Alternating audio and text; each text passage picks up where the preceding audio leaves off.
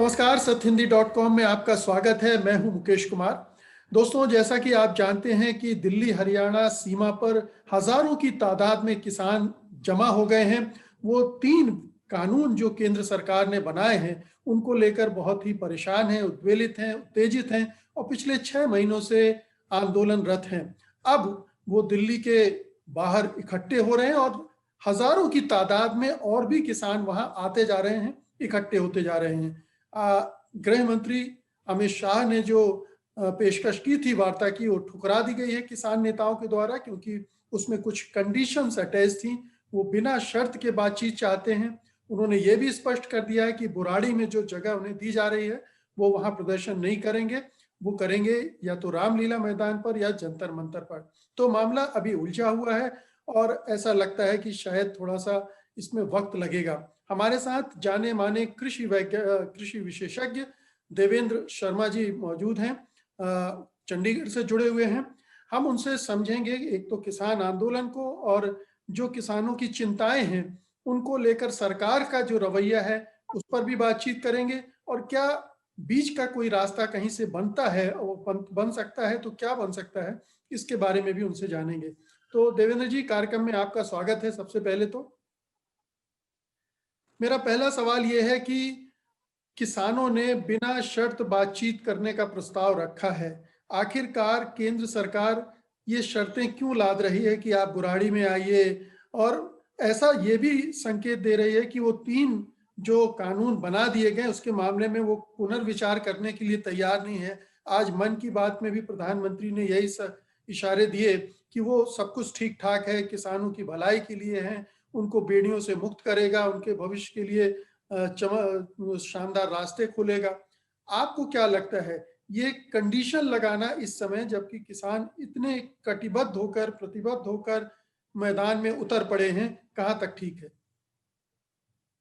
आपने जैसे शुरू में बिल्कुल ठीक कहा कि कई महीनों से किसान सड़कों पर हैं और इतनी कड़ाके की सर्दी में भी उम्र के हिसाब से देखें आप तो 80 की उम्र के बीच के जो किसान हैं वो भी आप देख रहे हैं सड़कों पर हैं। और इतनी कड़ाके की ठंड में कैसे वो उसको अपने आप को संभाल पाते होंगे, ये तो वाकई ही सराहनीय है। और इस चीज मूवमेंट को देखते हुए जो कि इतने महीनों से चल रही है और किसानों का ये जो एक कमिटमेंट है या एक वो वादा कर रहे हैं कि हम लंबे अरसे के लिए बैठने को तैयार हैं, लेकिन हम जब लौटेंगे तो अपने हित के लिए जो अच्छा होगा वो हम स्वीकार करके ही आएंगे और सरकार को मनाएंगे। मुझे लगता है कि इसमें कोई देश में, क्योंकि हम सब आफ्टर ऑल जो सोसाइटी में किसानों का एक बहुत बड़ा रोल है। अगर 50% जनसंख्या खेती से जुड़ी हुई है, यानी तकरीबन 60 करोड़ लोग खेती से जुड़े हुए हैं, तो मुझे लगता है कि इस समय हमें कोई आरोप प्रतिरोप, ये एक तो ये, और दूसरा कि अपना प्रेस्टीज इशू बना के हम बैठे हैं कि भाई हम नहीं इस बात को मानेंगे और वो कहें हम नहीं उस बात को मानेंगे। मुझे लगता है कि वो चीजों को थोड़ा दरकिनार करके हमें एक टेबल पर बैठ के बातचीत का सिलसिला जो है वो जारी रखना चाहिए और खुले मन से बैठें, खुले विचार से बैठें और वो देखें कि हम देश के हित में क्या अच्छा है और क्या होना चाहिए। ये मुझे लगता है कि सारा देश जो है इस तरफ नजर लगाए बैठा हुआ है। And I think country aspects कि भाई दोनों तरफ से फार्मर्स भी सगेशियस हैं, सरकार भी सगेशियस है। And I think that's a very positive sign. And let us hope कि कुछ दिनों में ये सारे इसका जो कंट्रोवर्सी है या इश्यूज हैं या जो कॉन्फ्लिक्ट है, इसका एक रास्ता निकल आएगा और सरकार भी समझेगी और किसान भी समझेंगे या एक दूसरे को समझा पाएंगे कि देश के हित में या किसानों के हित में क्या चीज जो बहुत जरूरी है। जी देवेंद्र जी, हम अभी तक ये देख रहे हैं कि बीजेपी और सरकार एक तरह के डिनायल मोड में है। हमने देखा कि हरियाणा के मुख्यमंत्री जगदीश खट्टर ये कह रहे हैं कि इस आंदोलन में केवल पंजाब के किसान शामिल हैं। क्या आप इससे सहमत हैं? और इसके अलावा भी इस आंदोलन पे जो दूसरे आरोप लग रहे हैं उस पर भी बातचीत करेंगे, लेकिन किसानों की जहां तक भागीदारी का सवाल है वो आपको कितनी रिप्रेजेंटेटिव दिख रही है अगर देश के हिसाब से सोचें तो? देखिए, पहली बात तो मैं ये स्पष्ट करूं कि ये जो मूवमेंट है जो आज इतने बड़े रूप में हमारे सामने आई है, ये आज की देन नहीं है। ये बहुत सालों से, बल्कि मैं कहूँगा कई दशकों से किसानों का जो गुस्सा था, जो रोष था, वो आज सड़कों पर निकल कर आया है। क्योंकि जो अभी 3 सेंट्रल लॉ आए हैं, किसानों का मानना है कि जो बचा-खुचा उनका अस्तित्व रह जाएगा, वो भी शायद खत्म हो जाएगा या खतरे में आ जाएगा। और ये मेरे को याद है सर कि एटलीस्ट 2 दशक पहले तो मैं आपसे ये बता सकता हूँ कि पंजाब के किसानों को ये बहुत तभी उसी में से वो सरकार को वार्न करते आ रहे हैं, सचेत करते आ रहे हैं कि ये जो हमारे देश के इकोनॉमिस्ट कह रहे हैं कि एपीएमसी मंडियों को खत्म किया जाए, ये मोनोलिस्टिक हो गई हैं। एक कहा जा रहा है कि साहब जो एमएसपी है, मिनिमम सपोर्ट प्राइस को हटाया जाए क्योंकि प्राइस डिस्कवरी नहीं हो पाती है। ये भी बातें किसानों ने बहुत कई मीटिंग्स में, तो मैं भी उनके साथ गया हूँ, समझने की कोशिश की है और वहां पर ये बोलते आए हैं। और ये भी उन्होंने सरकार को कई बार सचेत किया, पंजाब सरकार को, कि अगर आप इसमें कोई खिलवाड़ करेंगे तो यहाँ पंजाब में एक तरह का जो गुस्सा है वो फुटकर बाहर आएगा। ये तो कब से मतलब चला आ रहा है।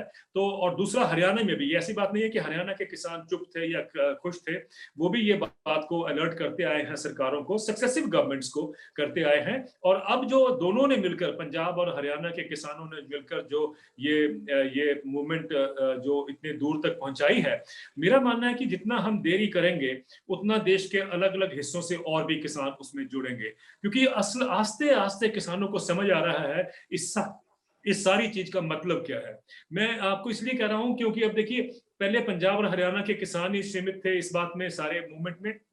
अब देखिए, उत्तर प्रदेश के बहुत से किसान, उत्तराखंड के, राजस्थान के, महाराष्ट्र में, गुजरात में, कर्नाटक में, कहने का मतलब है कि अलग अलग जिलों में अब वो किसानों का जो गुस्सा है वो नजर आ रहा है, सड़कों पे वो आ रहे हैं। क्यों आ रहे हैं? क्योंकि आस्ते आस्ते उनको समझ आ रहा है। ये इसलिए जरूरी है मुकेश जी, क्योंकि इशू एमएसपी का है, ये हम सब जानते हैं। इतना मिनिमम सपोर्ट प्राइस की बात हो रही है, मतलब सुर्खियों में वो है। और दूसरी बात यह है कि मुझे याद है जब शरद पवार जी एग्रीकल्चर मिनिस्टर थे, तो उन्होंने एक बात कही थी पार्लियामेंट में, और उसमें कहा था उन्होंने कि 71%, 71% किसानों को तो ये पता ही नहीं है देश में कि एमएसपी क्या होता है। अब देखिए, जिस देश में किसानों को ये समझ ही नहीं है या पता ही नहीं है कि एमएसपी क्या होता है, क्योंकि वहां तक हमने फैलाया ही नहीं वो एमएसपी का जाल जो बिछाना चाहिए था, वो पंजाब हरियाणा तक ही अधिकतर सिमट कर रह गया। तो इसलिए उनको शायद ये पहले शुरू में समझ नहीं आया कि ये जो प्रोटेस्ट हो रहे हैं ये किस लिए हो रहे हैं, क्योंकि इमेजिनरी डिमांड के ऊपर तो वो नहीं खड़े हो सकते है ना। और वो आस्ते आस्ते उनको अब समझ आ रहा है कि हमने क्या खोया, क्या पाया इतने सालों में। और अब जब उनको समझ आ रहा है तो वो भी बाहर निकल के आ रहे हैं। मुझे लगता है कि इसका सोल्यूशन जल्दी ढूंढना चाहिए। इंतजार मत करें, कहीं ये ना हो कि देश के किसान जो है हर कोने से अगर अपनी आवाज को बुलंद करेंगे तो मुझे लगता है फिर तो बहुत ही एक पीरियड ऐसा आ जाएगा, एक समय ऐसे आ जाएगा कि शायद हमें बहुत मुश्किल होगी उसको करने के लिए, तो हैंडल करने के लिए। तो इससे मानना मेरा ये है कि भी जल्दी ही कुछ दिनों में हम प्रयास करें कि इस चीजों का इन कॉन्फ्लिक्ट का या इन डिफरेंट व्यूज का जो भी है, कॉन्फ्लिक्टिंग व्यूज का एक कोई समाधान निकले जो कि किसानों के हित में हो, देश के हित में हो। जी देवेंद्र जी, ऑलरेडी ऐसी खबरें आ रही हैं कि देश के विभिन्न हिस्सों में जिला स्तर पर प्रदर्शन शुरू हो गए हैं। 1 तारीख से पूरे भारत में प्रदर्शन शुरू हो जाएंगे, जगह जगह पुतले जलाने की योजना है। तो ये जिस तरह से सीएएस शुरू में थोड़ा सा लग रहा था कि ये छोटे मोटे प्रोटेस्ट हैं, लेकिन पूरे देश भर में फैल गया था, उसी तरह से किसानों का प्रोटेस्ट भी। और ये अच्छी बात यह है कि कोई धर्म और किसी जाति से जुड़ा हुआ नहीं है, इसलिए हर क्षेत्र, हर धर्म, हर जाति के लोग जो किसानी से जुड़े हुए हैं वो इसमें कूद पड़ेंगे और एक बड़ा चैलेंज केंद्र सरकार के सामने आ जाएगा तब।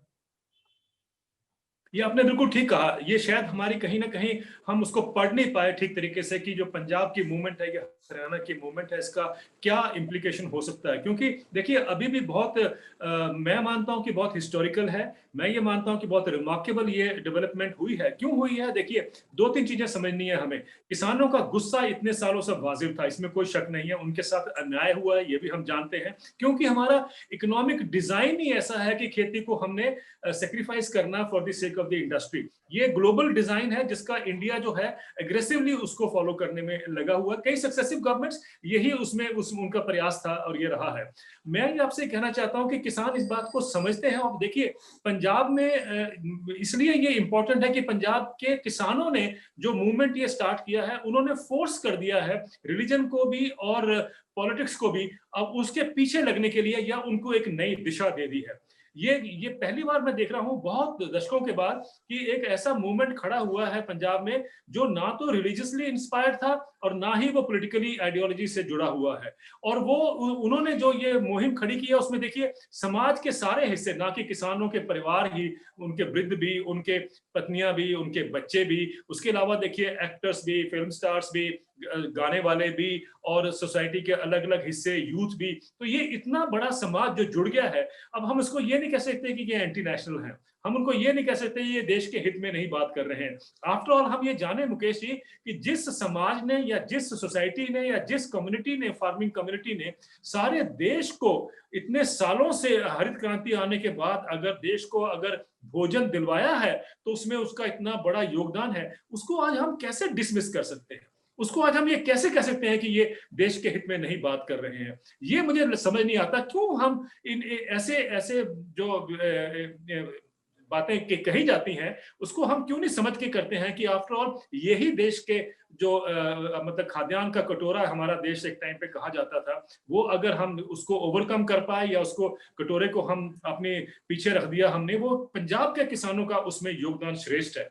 और मुझे लगता है कि as a nation we should be grateful to the farming community, we should now stand with the farming community, उसको समझने की कोशिश करें। आज मैंने देखा कपिल शर्मा जी का जो कॉमेडियन है, उन्होंने भी कहा कि हम किसानों के साथ खड़े हैं। मैं इसलिए इनका नाम लिया क्योंकि देश के जो सेलिब्रिटीज हैं, देश के और जो सोसाइटी के हिस्से हैं, उनको भी ये जानना जरूरी है कि हमारा अन्नदाता अगर आज लड़ाई लड़ रहा है अपनी अस्तित्व की, या अपनी बात कहना चाहता है, या उसको सरकारें या जो भी सोसाइटी को भी समझने का जरूर प्रयास करना चाहिए। अक्रॉस द टेबल बैठिए, समझिए कि क्यों वो नाराज है, क्यों वो गुस्से में है।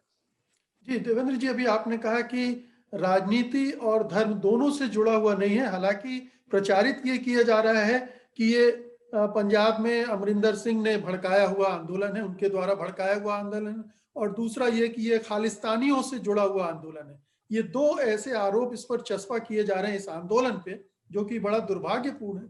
लेकिन जो देश में राजनीति चल रही है उसमें इस तरह के आरोप जब भी कोई आंदोलन खड़े होते हैं तो लगाए जाने लगते हैं।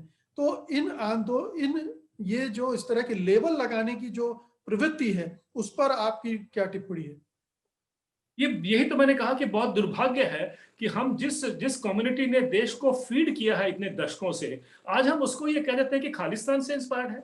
जिस कम्युनिटी ने देश को फीड किया है, बल्कि देश को उस शिप टू माउथ एग्जिस्टेंस, एक समय था जब हमारे सामने एक कटोरा ही होता था, जब जहाज से अनाज आता था और देश के पेट में जाता था, उस सिचुएशन से बाहर निकाला है, उभारा है। उस कम्युनिटी को आज हम बोल रहे हैं कि ये पॉलिटिकली इंस्पायर्ड है। क्या हम सोचते हैं कि ये सारे के सारे किसान या पंजाब का समाज जो उनके साथ दे रहा है आज, क्या वो सारे ही अनपढ़ है, क्या वो सारे ही बेवकूफ है, या वो सारे ही एंटी नेशनल है? ऐसी बात हम क्यों कहते हैं और क्यों कहने की जरूरत पड़ती है हमें?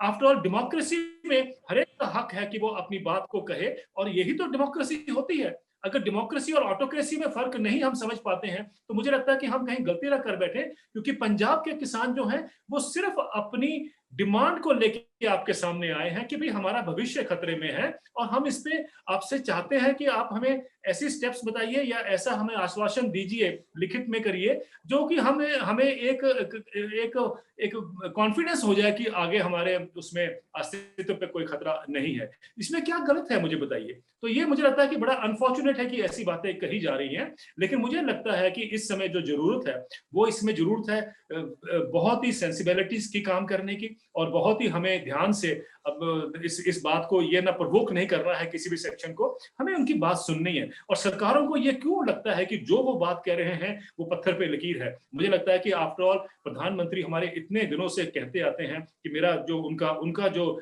सारा वो ध्यान है वो किसानों पे केंद्रित है। मुझे लगता है कि वो सुनेंगे और वो जानना चाहेंगे कि किसान हमारे क्यों अपना इतना दुखी हैं या अपने इतने गुस्से में है। इसमें कोई गलत तो नहीं है ना? तो ये अक्रॉस द टेबल बैठ और यही किसान चाहते हैं कि प्रधानमंत्री जी या सरकार जो है वो उनकी बात को सुने और उनका एक समाधान निकाले। मुझे लगता है इसमें कोई गलत बात तो नहीं है। तो ये कहना कि किससे इंस्पायर इज नॉट फेयर। और ये जो पंजाब की जो मूवमेंट है, मैंने इसलिए शुरू में कहा था कि हिस्टोरिक है, और ये हिस्टोरिक है कि जिसने पॉलिटिक्स और रिलीजन को दोनों को एक दिशा दी है अपने पीछे लगने के लिए। कभी ऐसा होता नहीं है अक्सर। लेकिन देवेंद्र जी, 6 महीने से आंदोलन चल रहा है और अब पीक पर पहुंच गया, और आज भी प्रधानमंत्री यही कह रहे हैं कि ये 3 कानून बिल्कुल ठीक हैं। तो आपको नहीं लगता कि केंद्र सरकार के रवैये में कोई परिवर्तन नहीं आ रहा है?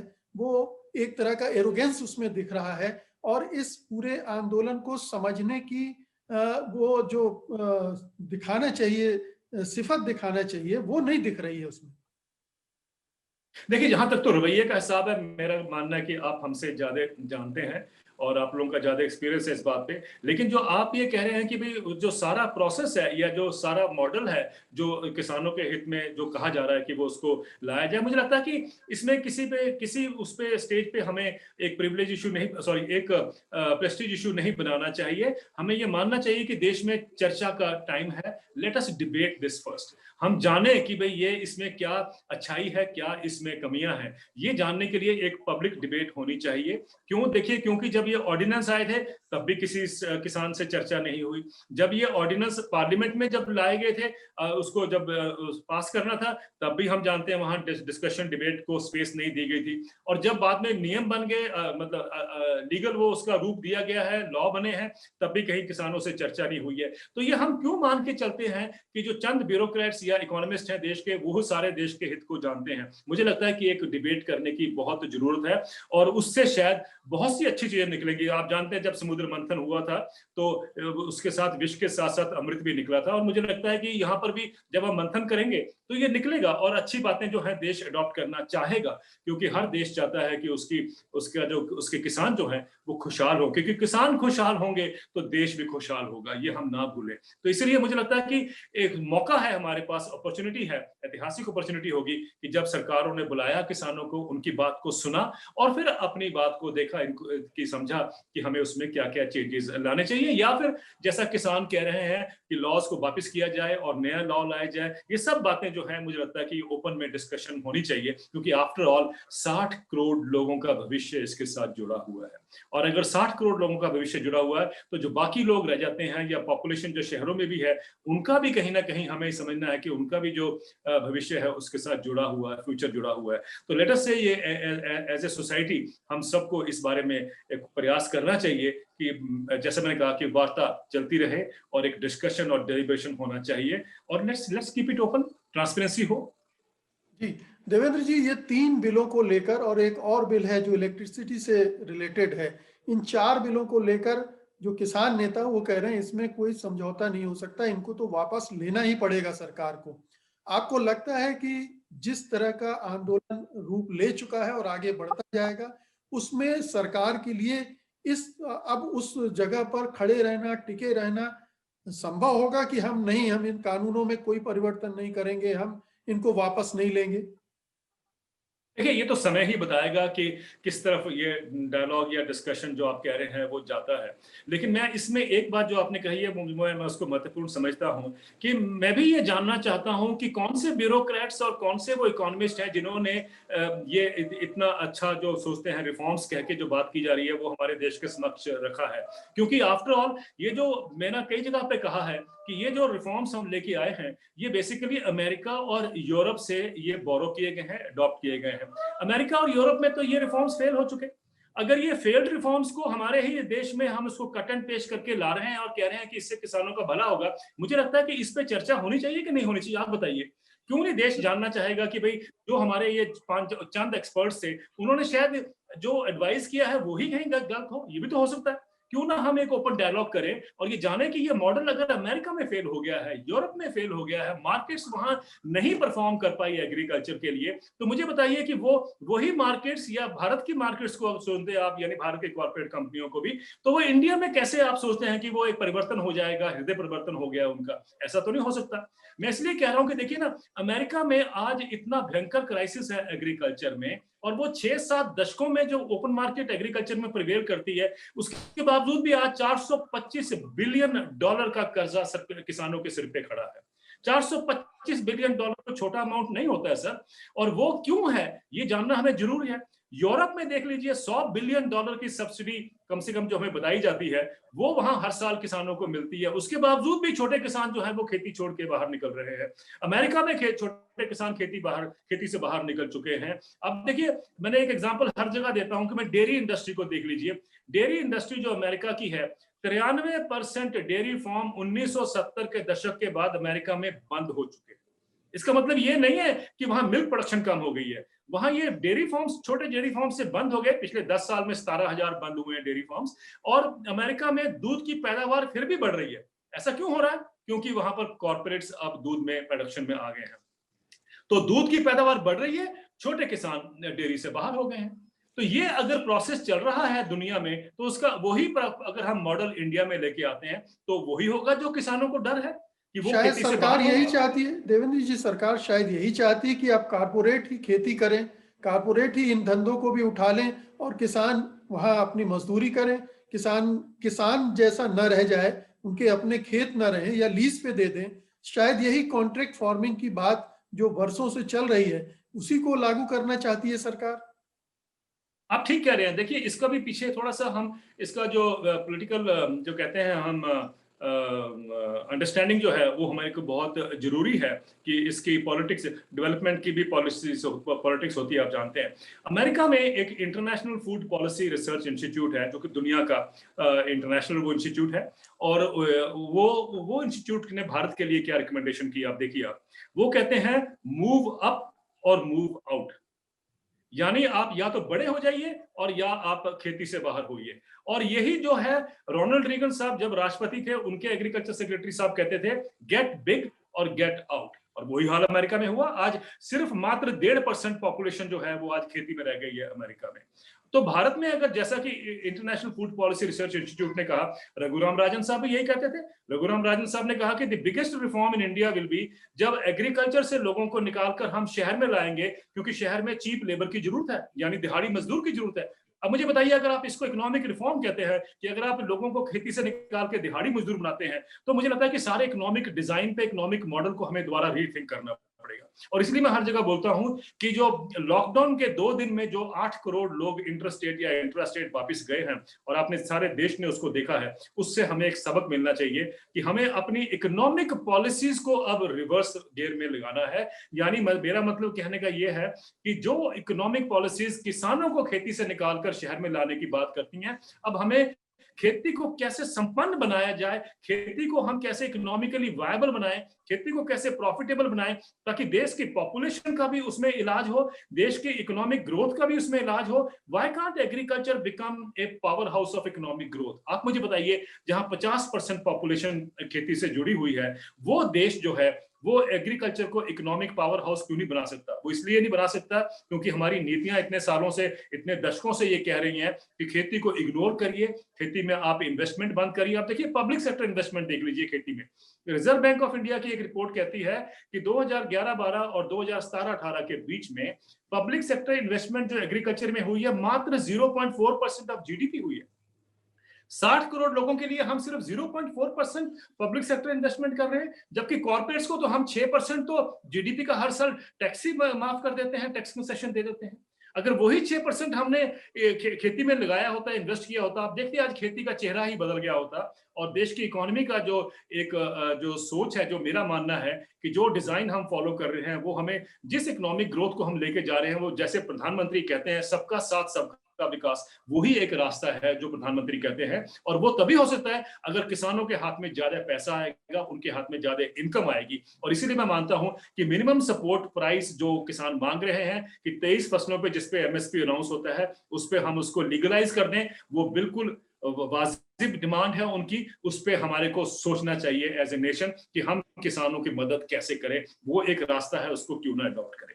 जी, तो देवेंद्र जी, 2-3 जो बड़ी चिंताएं हैं किसानों की, क्या इन कानूनों के रहते हुए भी वो एड्रेस हो सकती हैं? जैसे आपने कहा कि एक तो ये है कि एमएसपी पर गारंटी मिल जाए कानून के तहत, दूसरा जो एपीएमसी मंडियां हैं उनके बारे में एक तय हो जाए कि वो मंडियां रहेंगी और उसी तरह से काम करती रहेंगी। ये दो जो बड़ी चिंताएं हैं। और तीसरी चिंता जो है कि जो कॉन्ट्रैक्ट फार्मिंग वाला जो खतरा मंडरा रहा है उसको दूर किया जाए। तो क्या ये तीन बड़ी चिंताएं हम मान सकते हैं जिन पर सरकार और किसानों के बीच में बातचीत होगी? देखिए, सबसे बड़ी दिक्कत क्या है खेती में? सबसे बड़ी दिक्कत यह है कि किसानों को उनकी प्राइस नहीं मिलता है या उनको इनकम नहीं मिलती है, जो उनकी वाजिब इनकम है वो नहीं मिलती है। उसको लाने का क्या तरीका है? ये सरकार के जो लॉ कहते हैं कि हम ओपन कर देंगे और जो जो प्राइवेट ट्रेड आएगी या प्राइवेट कंपनी आएंगी वो किसानों को ज्यादा दाम देगी। मैं देख रहा हूं, हर इंटरव्यू में देखता हूं मैं कि प्राइवेट कंपनियां क्लेम करती हैं कि साहब हम ज्यादा किसानों को इनकम देंगे, उनको बरगलाया जा रहा है, ये आपने कई बार सुना है। और इकोनॉमिस्ट भी कहते हैं कि साहब किसानों को ज्यादा अच्छा दाम मिलेगा, और हमारे पॉलिसी मेकर्स भी कहते हैं किसानों को बहुत अच्छा, उनका भविष्य बड़ा उज्जवल हो जाएगा। अगर ये सब हो जाएगा, सब आप क्लेम करते हैं, तो मुझे बताइए क्या दिक्कत है कि हम एमएसपी को एक लीगल अधिकार नहीं बना सकते? क्योंकि आफ्टर ऑल अगर आप कह रहे हैं कि दाम अच्छा मिलेगा, तो अच्छे का बेंचमार्क क्या है? वो तो एमएसपी है। एमएसपी ही एक निर्धारण करेगा ना आप किससे ज्यादा दोगे, वो एमएसपी से ज्यादा दोगे। और अगर आप सब कह रहे हैं कि अच्छा दाम मिलेगा एमएसपी से ज्यादा, तो फिर क्या दिक्कत है कि आप एमएसपी को लीगल अधिकार नहीं बना सकते? मेरा मानना है कि इंडस्ट्री को और इकोनॉमिस्ट को किसानों के साथ खड़ा होना चाहिए और आज ये डिमांड करना चाहिए कि एमएसपी को लीगल इंस्ट्रूमेंट बना दे। अब आपने कॉन्ट्रैक्ट फार्मिंग की बात की, मुझे कोई कॉन्ट्रैक्ट फार्मिंग में जितनी भी दिक्कतें हैं वो हम जानते हैं, उसको हम एड्रेस कर सकते हैं, अलग अलग बात है। लेकिन सबसे बड़ी बात है कि एमएसपी पे अगर कॉन्ट्रैक्ट फार्मिंग होती है या उससे ऊपर दाम पे होती है, तब तो कोई उसका फायदा है। अगर आपने एमएसपी से नीचे किसानों से एक वादा किया है और आप उस पर खरीदते हैं, तो फिर किसका फायदा हुआ है? तो कॉर्पोरेट्स का फायदा हुआ। दूसरी बात आपने कही है कि ये जो तीनों लॉ हैं, ये तीनों लॉ अपने उसमें रहे। मैं आपसे सहमत हूं, इसलिए मेरा ये कहना है कि लॉ आप विड्रॉ करिए या ना करिए, आप एक चौथा लॉ लेके आ जाइए इस देश में कि MSP will become a legal right for farmers. उसके नीचे ट्रेडिंग नहीं होगी देश में, वो इलीगल होगी। ये लॉ कर दीजिए, क्योंकि वो तो कंपनियां जो उनके पास पहले ही ओपन मार्केट आपने की है, किसान को चाहे मंडी के अंदर हो चाहे मंडी के बाहर हो, अगर उसको एमएसपी मिलती है तो वो उसकी असली आजादी है। और यही हम कह रहे हैं, यही किसान मांग रहे हैं। तो गलत क्या है? गलत क्या है? अगर अगर ये किस इंडस्ट्री अब कह रही है, अब देखिए मैंने कई आर्टिकल्स पढ़े हैं बीजेपी के स्पोक्स पर्सन के भी और कुछ एक इकोनॉमिस्ट के देश में, वो ये कहते हैं कि अगर एमएसपी को लीगल कर दिया गया, अब सुन लीजिए, कि अगर एमएसपी को लीगल कर दिया गया तो ये it will be A disaster, कोई कंपनी इन्वेस्ट नहीं करेगी। इसका मतलब आपका इन्वेस्टमेंट का जो तरीका है, आप देश को बरगला रहे हैं। इसका मतलब है कि कह के कि आपको ज्यादा दाम मिलेगा। आपने खुद ही मान लिया कि अगर हम एमएसपी लीगल कर देते हैं तो हम कमिट नहीं कर सकते, इसका मतलब है कि हम किसान को अच्छा दाम देंगे।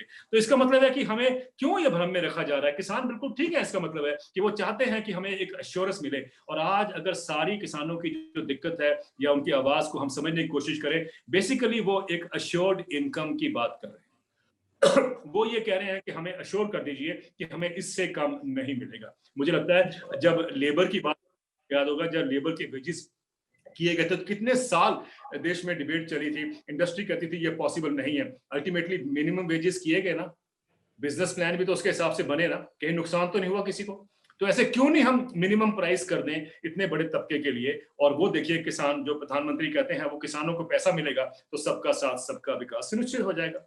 लेकिन देवेंद्र जी, आप कह रहे हैं कि अगर लॉ बन जाए, गारंटी मिल जाए, तो लॉ बनना तो गारंटी नहीं होगी, क्योंकि हम जानते ही हैं अगर सरकार विड्रॉ कर जाएगी प्रोक्योरमेंट से, खरीदी से, तो फिर सरकारें, राज्य सरकारें कितना फोर्स करेंगी कि मिनिमम जो एमएसपी है वो लागू हो ही। तो एक असुरक्षा तो उनके ऊपर हमेशा मंडराती रहेगी। सरकार जब तक साथ नहीं खड़ी होगी खरीदारी के साथ, तब तक ये गारंटी करना बड़ा मुश्किल होगा कि उन्हें एमएसपी मिलेगा। देखिए ये आप बिल्कुल ठीक कह रहे हैं, क्योंकि जब भी हम खेती की बात करते हैं तो जब भी कुछ रिसोर्सेज की या इन्वेस्टमेंट की बात होती है तो हमारे देश में हाहाकार मच जाता है। सब बोलते हैं साहब ये पैसा कहां से आएगा, ये तो सरकारों के ऊपर दबाव पड़ जाएगा, ये हम सुनते आए हैं। लेकिन जब कॉर्पोरेट्स को देना होता है, मैंने कभी नहीं सुना कि साहब कहीं पर ये चर्चा हो कि साहब अब देश की इकोनॉमी पे क्या हाल होगा, फिस्कल डेफिसिट बढ़ेगा कि नहीं बढ़ेगा, कभी नहीं होता। अब देखिए एक क्रेडिट स्विस की रिपोर्ट आती है, वो कहती है कि 2014 से लेकर 2019 दिसंबर तक एक उन्होंने इम्पेयर्ड एसेट का टर्म कॉइन किया है कि बैंकों के लिए 16.88 लाख करोड़, मतलब तकरीबन 17 लाख करोड़ रुपए का इम्पेयर्ड एसेट है। मैंने समझने की कोशिश की है इम्पेयर्ड एसेट क्या होता है। तब उसमें साफ लिखा था कि 7.7 लाख करोड़, 7.7 लाख करोड़ रुपए तो अभी हमने एनपीए राइट ऑफ कर दिया है बैंकों ने, और उसके अलावा तकरीबन 9-9.5 लाख करोड़ रुपए एनपीए खड़ा है जिसको भी आगे वाले दिनों में राइट ऑफ करना है। आपने कहीं चर्चा सुनी देश में? कभी किसी ने कहा कि साहब ये पैसा कहां से आएगा? लेकिन जब हम कहते हैं कि मिनिमम सपोर्ट प्राइस पे सरकार को खरीदना पड़ जाएगा तो यहाँ पर हाहाकार मच जाता है कि साहब ये पैसा कहां से आएगा। ये मुझे लगता है कि डिबेट देश में होनी बहुत जरूरी है, देश को जानना जरूरी है कि ये हम नहीं कर सकते। जो अभी रैशनलाइजेशन करने की बहुत जरूरत है कि ये नहीं हो सकता कि सिर्फ कॉर्पोरेट के अंदर हम इन्वेस्टमेंट करते जाएं और कोई देश में चर्चा भी नहीं होती है उसकी। लेकिन एग्रीकल्चर में जहां की 50% पॉपुलेशन है उसमें हम इन्वेस्टमेंट क्यों नहीं कर सकते? मैंने एक अभी आंकड़ा पढ़ा कि अगर ये प्रोक्योरमेंट सारे करनी पड़ जाए सरकार को तो 4 लाख करोड़ रुपए का एनुअली खर्चा होगा। तो क्या हो गया? 7वां वेतन आयोग जो था वो तो सरकार सेंट्रल गवर्नमेंट के लिए, सेंट्रल गवर्नमेंट एम्प्लॉइज के लिए लेके आई थी, तो उसका 1,02,000 करोड़ रुपए का एडिशनल बर्डन था साल का, और ये मात्र 3% होंगे, 4% होंगे देश की पॉपुलेशन। और देखिए जब ये सारे देश में फैल जाएगा तो क्रेडिट स्विस की रिपोर्ट कहती है कि 4.8 लाख करोड़ एडिशनल खर्चा होगा साल का। कभी किसने कहा कि पैसा कहां से आ जाएगा? लेकिन जब हम किसान की बात करते हैं तो एकदम सवाल सबके माइंड में होता है कि ये पैसा कहां से आएगा। ऐसा क्यों है? मुझे लगता है कि इस सोच को बदलना है हमें, और हमें आपके जैसे मीडियम से और माध्यम से बहुत जरूरत है इसमें लोगों को सचेत किया जाए कि ये जो डिजाइन चल रहा है कि हमारी सारी इन्वेस्टमेंट जो है वो अधिकतर कॉर्पोरेट्स के उसमें जाती है और कोई पूछता नहीं है कि वो उसका कितना आउटकम निकला। अब देखिए जितने टैक्स कंसेशन हमने 2004 से जब मनमोहन सिंह साहब की सरकार आई थी, जितने टैक्स कंसेशन कॉर्पोरेट्स को दिए हैं, आपको हैरानगी होगी तकरीबन 50 लाख करोड़ रुपए के टैक्स कंसेशन दिए जा चुके हैं। क्या उसका जो आउटपुट होना चाहिए था वो हुआ है? क्या इंडस्ट्रियल ग्रोथ बढ़ी है? क्या एक्सपोर्ट्स बढ़े हैं? क्या एम्प्लॉयमेंट जनरेशन हुई है? एम्प्लॉयमेंट मिली है? तो जब नहीं मिली तो वो पैसा कहां गया? एक जेफरी सैक्स करके दुनिया के जाने माने इकोनॉमिस्ट बॉम्बे में जब आए थे तो उनसे ये सवाल पूछा गया तो उन्होंने कहा था वो उनकी जेब में गया। Money saved is money earn. तो ये जो बात है हमारे देश में ये चर्चा में क्यों नहीं आता? ये क्यों नहीं चर्चा जबकि में होता अगर किसानों को दिया जाएगा तो वो वापस इकोनॉमी में आएगा, अगर दूसरी इकोनॉमी में जाएगी तो पूरी इकोनॉमी में आएगा। जी, तो इकोनॉमी होगी वो 7वें वेतन आयोग से जो कॉर्पोरेट कहता है कि बूस्टर डोज मिलेगा क्योंकि डिमांड बढ़ेगी। आप देखिए अगर 50% या 60 करोड़ लोगों के पास ज्यादा पैसा आएगा तो वो बूस्टर डोज नहीं होगी, वो तो रॉकेट डोज हो जाएगी क्योंकि इतनी डिमांड क्रिएट हो जाएगी। तो क्यों नहीं हम ऐसे इकोनॉमिक्स को, क्योंकि प्रॉब्लम सर ये है कि ये इकोनॉमिक्स 101 के कोर्स में नहीं लिखा हुआ, ये इकोनॉमिक्स 201 के कोर्स में नहीं लिखा हुआ है, और क्योंकि हम उस कोर्स से बाहर नहीं निकलते हैं, हम उसके बाद सोचना नहीं जानते हैं, यही एक कारण है कि हम उसी के पैरामीटर्स के अंदर ही ऑपरेट करना जानते हैं। मुझे लगता है कि समय आ गया है कि ये जो हमारी प्रेजेंट गवर्नमेंट है, एनडीए गवर्नमेंट है, इसमें क्षमता है, इसमें एबिलिटी है और इसमें बहुत अच्छी विजन भी है। क्यों ना हम जो दायरे हैं जो हमने क्रिएट किए हुए हैं, बॉर्डर्स क्रिएट किए हुए हैं, उसके बाहर सोचना करें। और वो चीज जो जैसा कि प्रधानमंत्री ने कहा है, एक आत्मनिर्भर भारत का जो सपना है उनका, वो गांव से होके ही जाता है, वो खेती से होके ही जाता है। I think that is where we all need to head towards. जी।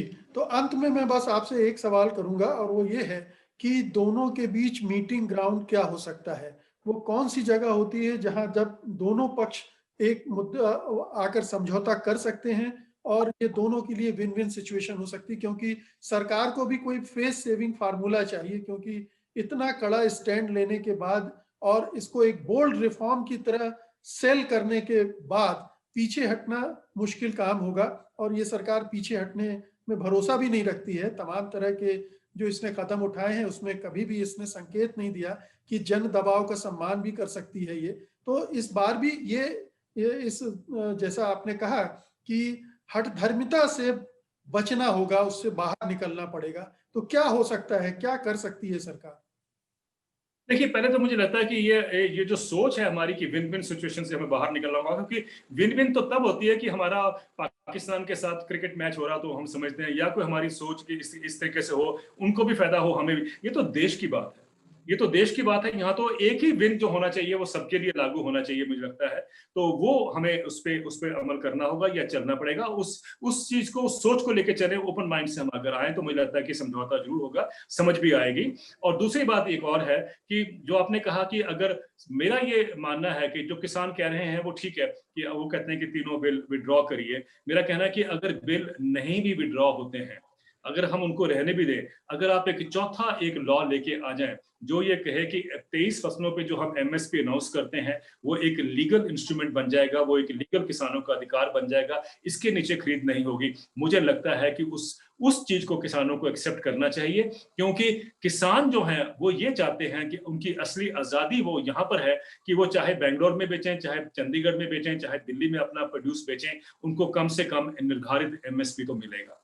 ये असली आजादी है किसान की। और मुझे लगता है चाहे वो प्राइवेट सेक्टर खरीदे, चाहे वो एपीएमसी मंडी के अंदर खरीदे, चाहे वो एपीएमसी मंडी के बाहर खरीदे, अगर उसको एमएसपी सुनिश्चित है तो मुझे लगता है कि इसमें किसी को वो नहीं होना चाहिए, कोई भी ऐसा फीलिंग नहीं होना चाहिए कि भाई इससे किसी को नुकसान होगा, बल्कि मेरा मानना है कि देश को फायदा होगा। Let private sector investment flow into agriculture, private मंडियां भी बने, सब कुछ बने, लेकिन एक न्यूनतम जो मूल्य है वो फसलों का वो निर्धारित हो जाए, और डेली जैसे वेजेस बनाई गई हैं वर्कर्स की, किसानों के लिए भी एक मिनिमम इनकम जो है वो अश्योर कर दी जाए। मुझे लगता है इसमें तो कोई दिक्कत नहीं है होने में।